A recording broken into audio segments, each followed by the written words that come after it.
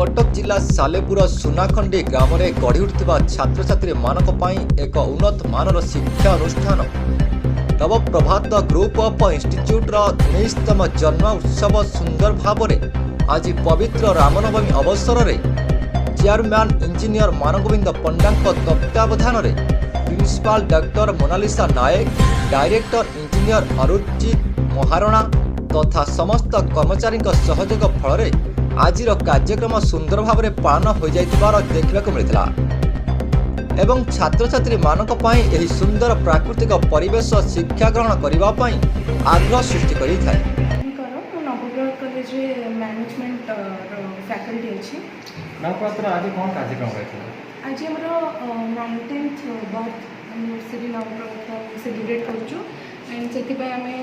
पुराना केते जन स्टूडेंट अच्छा स्टाफ अच्छा एंड आमर करेन्टली जो मैंने वर्किंग कर स्टाफ मैंने से एंड करेन्टली जो स्टूडेंट मैंने अच्छा आमर गोटे छोट मोट प्रोग्राम अरेंज नवप्रभात कौन सब कोर्स रही मैडम सी आम तो 14टा डिपार्टमेंट रही एंड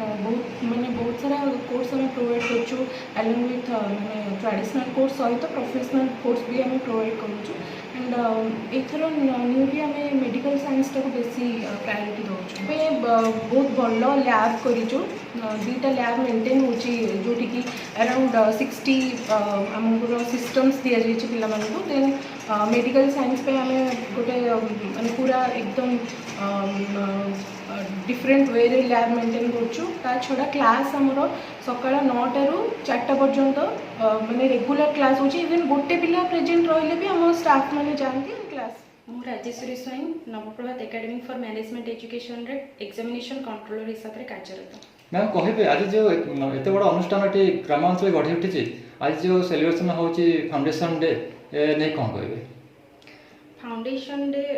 फास्ट आप पचारे ग्रामांचल गढ़ी उठी तो ग्रामांचल तो केबे गोटे कॉलेज गढ़ाटा बहुत कष्टकर जोटा कि इंजीनियर मानगोविंद पंडा महोदय करके देखी करकमल Navaprabhat academy for management education 2006 मसीह गढ़ी उठी आबे भी से तार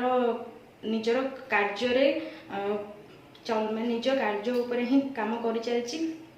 केमिति पिला माने मेधावी छात्र छात्री माने +2 पर आसिक बीसीए हो बीएससी कंप्यूटर साइंस हो बीएससी आईटीएम हो कि एमएससी कंप्यूटर साइंस हो बीएससी नर्सिंग हो तो सबू केमती निजे पाठ पढ़ी निज परिचय निज सोसाइटी निजर गोटे परिचय बाहर करें तो से नवप्रभात सबल कार्यरत नवप्रभात सबू स्टाफ इवेन प्रिंसिपल हूँ डायरेक्टर सर हूँ समस्ते पिला पछरे लगी पड़ी किभली भाव से भल भाव तालीम Managovind Panda chairman cum secretary of Navaprabhat group of institution 2006 मसीहार आमर आज ये पवित्र दिवस रामनवमी अवसर में आम अनुष्ठान प्रतिष्ठा होता जोटा कि आम अनुष्ठान जन्मदिन भली फाउंडेशन डे रूप आम पालित कर चलु तो आज की 19 वर्ष होगा। मुख्य मुद्दा हूँ गोटे जिनस गोटे शैक्षिक वातावरण सृष्टि करवा प्रथम कर्तव्य जोटा कि मो अनुष्ठान समस्त शिक्षक शिक्षयित्री जिते मैंने अच्छा समस्ते तांकर संकीर्ण मानसिकतार ऊर्ध्वर रही जो भाव में शिक्षा प्रदान कर चलती छात्र छात्री मानू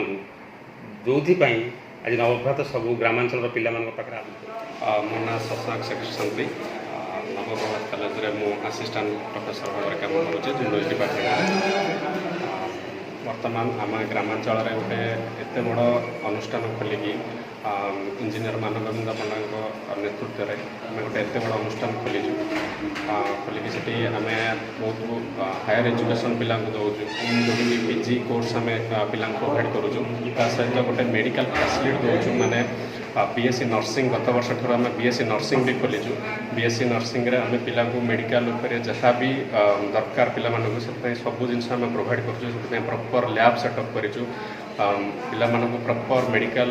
नहीं प्रैक्टिकल भी कराऊँ एत